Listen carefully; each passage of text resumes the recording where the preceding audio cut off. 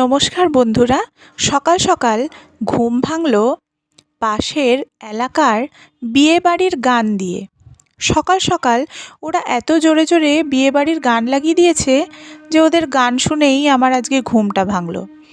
আর আমি আমার এই জানলার দিকে তাকিয়ে রইলাম। এই কয়েদবেলগুলো কয়েকদিন ধরেই আনা হয়েছে, কিন্তু মেখে আর খাওয়া হচ্ছে না।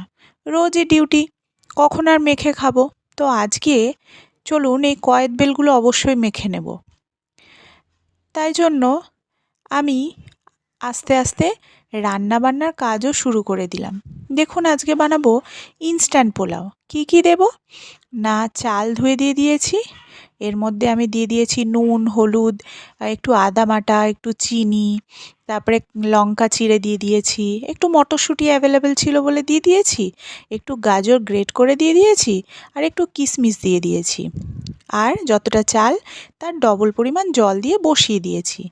দিয়ে আমি চলে গেছি স্নান করতে।